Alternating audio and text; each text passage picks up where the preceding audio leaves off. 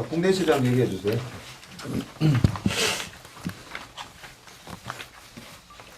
네, 전일 국내 증시 말씀드리겠습니다.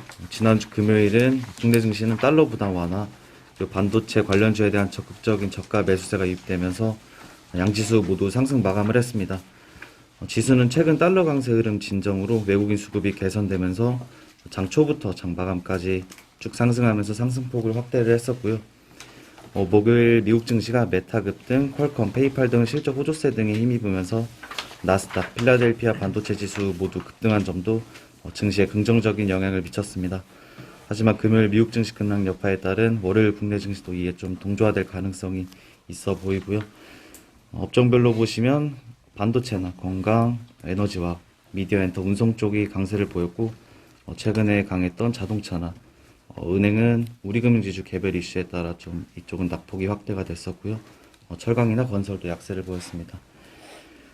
거래소 기준 외국인 현물은 143억 원 순매수가 있었고요. 선물 쪽에서는 6,500억 순매수가 있었습니다.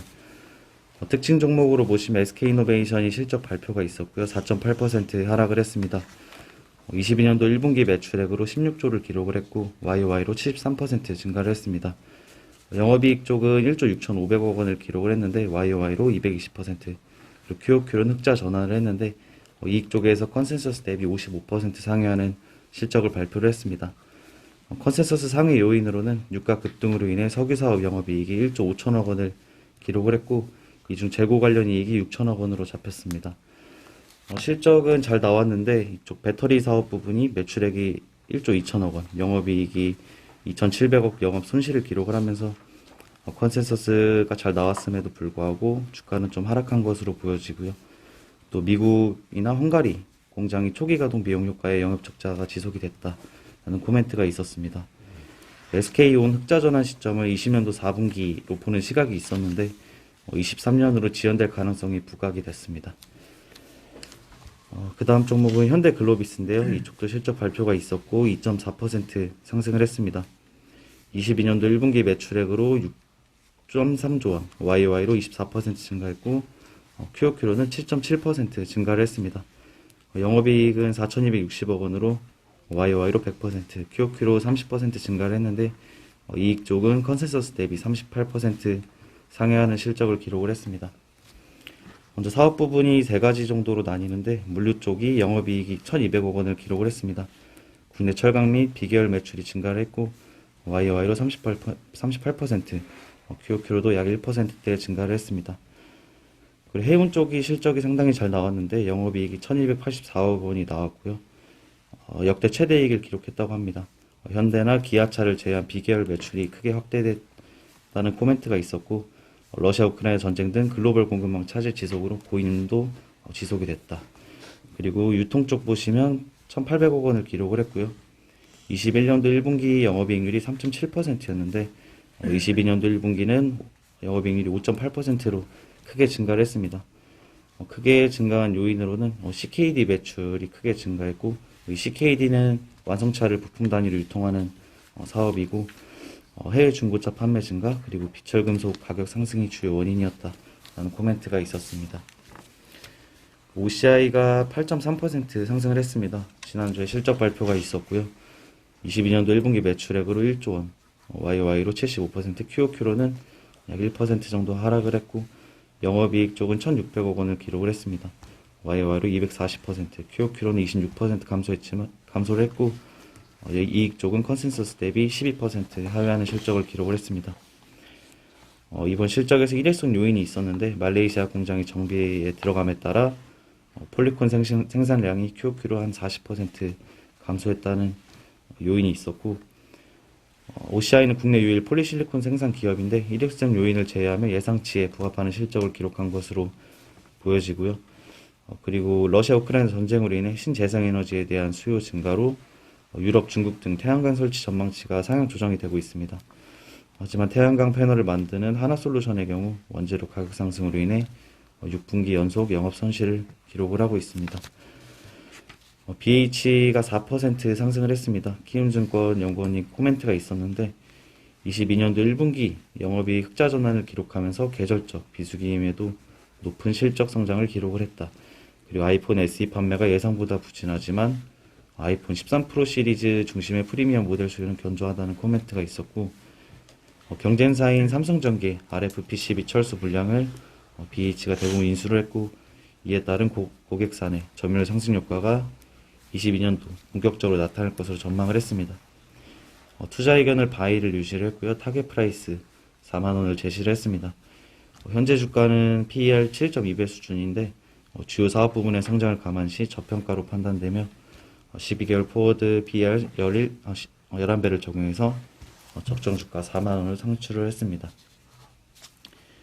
아프리카 TV가 11% 급락을 했습니다. 실적 발표가 있었는데 20년도 1분기 매출액으로 753억 원을 기록을 했고, 영업이익은 231억 원을 기록을 했습니다. 매출액은 컨센서스에 부합을 했는데 이익 쪽이 컨센서스를 하회하면서 주가가 급락을 했습니다.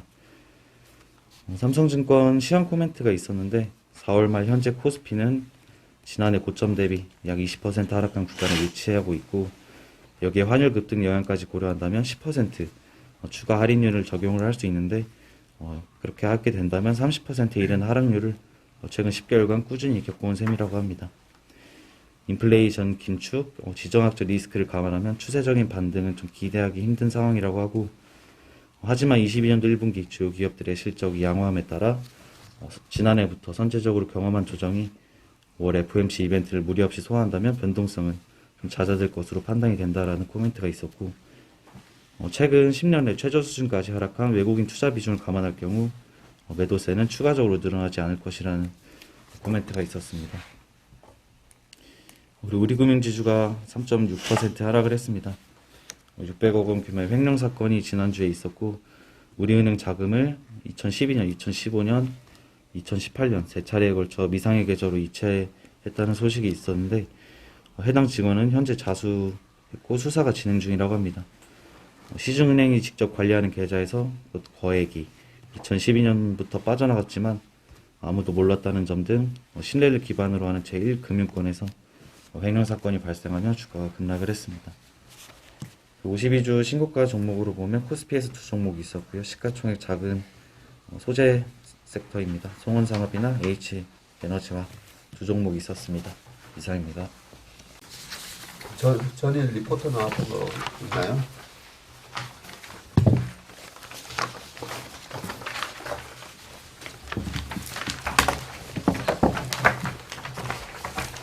금요일 발간 리포트 말씀드리도록 하겠습니다. 먼저 룰루레몬인데 한국투자증권의 박혜경 연구위원님께서 작성해 주셨습니다. 먼저 회사가 22년 매출 가이던스 제시를 했는데 74.9억에서 76.2억 달러로 YOY 20%에서 22% 성장할 것으로 좀 제시를 했습니다.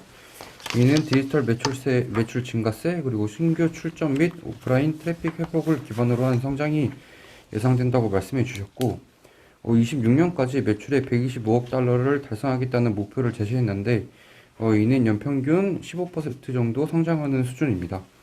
첫 번째로 남성 카테고리 매출을 2배 정도 늘리고, 온라인 매출을 2배, 그리고 해외 시장 전체 매출을 한 4배 정도 증가를 하면서 매출을 크게 키우겠다고 말을 해줬고, 밸류에이션 프리미엄입니다. 22년도 PER이 37.5배로 스포츠웨어 브랜드사 대비 할증되어 거래가 되고 있습니다. 그리고 이 회사의 레깅스 가격대가 한 88불에서 148불로 타 스포츠웨어사 레깅스 가격대보다 좀 높은 수준이고, 22년도 영업이익은 YOY 27% 정도 증가할 것으로 전망이 되고 있습니다.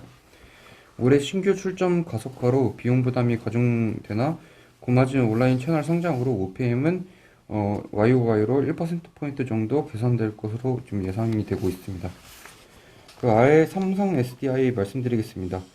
다올투자증권의 전혜영 연구위원께서 작성해 주셨고, 목표가는 82만원으로 상향 조정해 주셨습니다. 먼저 컨센상의 전사업부 호조인데, 에너지 솔루션은 매출액 3조 3,200억 원으로 YOY 39%, QOQ로 7% 정도 증가했습니다. 영업이익은 제가 누락을 했는데 다시 채워놓도록 하겠습니다. 먼저 중대형 전지 쪽 보시면 EV향 출하량 증가로 매출액 YOY 41% 증가했고, QOQ로는 4% 정도 증가를 했습니다. 원자재 가격 상승으로 수익성 악화 우려가 있었으나 EV향 젠5 가정용 UPS ESS 판매 확대로 믹스 계산에 따라 전분기와 유사한 OPM 유지가 좀 추정이 되고 있습니다. 그리고 소형 전지 쪽에서는 전동 공구 소형 강세 및 EV향 증가로 매출액이 YY 37%, QoQ 11% 증가를 했고, EV향 출하되는 원통형 전지 비중 확대로 수익성이 좀 개선된 것으로 파악을 하고 있습니다. 그리고 전자재료 쪽에서는 수익성 높은 편광 필름 매출 확대로 수익성 개선이 좀 나타나고 있고, 22년도 2분기 전망으로는 매출액 4조 4,200억 원, 그리고 영업이익 4천억 원으로 YOY, QoQ 모두 상승할 것으로 좀 예상이 되고 있습니다. 가파른 수요 증가 및 수익성 높은 제품 위주의 믹스 개선에 따라 견조한 성장세를 좀 이어갈 것으로 전망이 되고 있습니다. 감사합니다. 이미 커버해주신 비자랑 마스터카드 22년 1분기 실적 발표하도록 하겠습니다. 22년 1분기 실적은 컨센서스를 상회했으며 오미크론 확산, 러시아 서비스 중단 등에 따른 우려에도 불구하고 견조한 실적을 기록했습니다.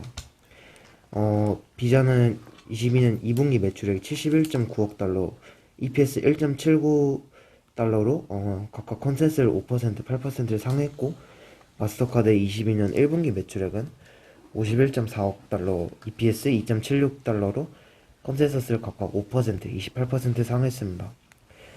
이렇게 실적 컨센서스 상회할 수 있었던 요인으로는 국제거래 수수료 회복인데 국제거래 수수료 가파른 회복은 각국의 리오프닝 재개됨에 따라 비자와 마스터카드 국제거래 수수료가 각각 YOY 48%, YOY 49% 증가하며 코로나19 이전 수준을 상회했습니다. 이런 국제거래 수수료 회복 외에도 여전히 유연 성장 모멘텀이 있다고 커버해 주셨는데, 지난 분기부터 여행 수요가 회복 중이지만 여전히 코로나19 이전에 비해서는 낮은 수준이고, 이는 결제 네트워크사들의 추가적인 매출 성장 여력을 의미합니다. 비자는 여행 관련 결제가 19년에 82%, 그리고 비자보다 미국의 국가 비중이 높은 마스터카드는 19년에 70% 수준 정도만 회복했습니다. 특히 아시아 지역은 19년에 50% 미만인 점을 감안했을 때 추가적인 개선 여력은 충분하다고 밝혔습니다. 이상입니다. 시총이 큰 게 비자인가? 네, 맞습니다. 더 크겠지. 예. 그치? 비자가 PR이 27배고 지금 마스터카드가 32배 정도네. 옆에 그 차트는 오스템 임플란트로 지금 잘못되어 있다, 그지? 아, 예, 제가 잘못. 저기 보낼 때는 바꿔서 좀 보내주고. 예, SDI 실적이 이게 나온 거죠? 예, 확정. 안 그래도 내가 이게 좀 궁금했던 게, 권순우 기자가 작년 말이었던가, 올 초였었구나. 그 틀림없이 원자재 가격 급등으로 인해서 그 배터리 업체들 실적이 안 나올 건데, 아무도 그 얘기를 안 하고 주가가 반응을 안 하고 있다. 그래서 실제로 많이 올랐었잖아요. 배터리에 들어가는 주요 소재들 보면 다 올라갔는데 정말 실적이 어떻게 나오나 궁금했는데, LG엔솔이 발표했는데 괜찮게 나왔었잖아. 그래서 이제 SDI 발표가 어떻게 나오는지 내가 궁금하더라고. 엔솔만 좋게 나오고 SDI는 안 좋게 나오면 그러면 이제 누가 한쪽이 거짓말하는 거니까. 근데 뭐 다 좋게 나온 거 보니까 아직까지 1Q까지는 이렇게 뭐 가격 정가나 뭐 이런 게 되나 봐. 일단은 그 우크라이나 전쟁이 일어난 게 3월 24일이었잖아요. 2월 24일. 2월 24일이었네. 그래서 이제 2월 24일이었죠. 그러니까 한 달 정도 반영됐고, 온기로 반영되려면 이번 분기에 좀 봐야 될 것 같아요. 그러겠네. 예. 그게 원자재를 틀림없이 뭐 6개월 전에 계약했다든지 예. 뭐 그런 식으로 했을 거니까 당장은 이번 분기까지는 영향을 안 미칠 수 있겠구나. 그리고 얼마 전에 양극재 업체들이 그 소재 가격을 20에서 30% 정도 올렸다는 얘기가 있었거든요. 그래서 그 올린 부분을 갖다가 얼마나 셀 업체들이 판가에 전가하느냐가 관건이 될 것 같아요. 하긴 어제 저녁에 냉면 먹으면서도 이 뭐 메밀 가격하고 뭐 다 올랐잖아요. 그래서 언제 이게 가격으로 전가될까 그러면서 밥 먹으면서 야, 지금 이 가격에 먹을 수 있다면 한 석 달치를 미리 먹어놓고 싶더라고. 가격 식당에서 가격 올리기 전에 한 석 달치 6개월치를 미리 이렇게 확 먹어놓을 수만 있으면 먹었으면 좋겠다. 어제 그러면서 저녁에 냉면 먹었는데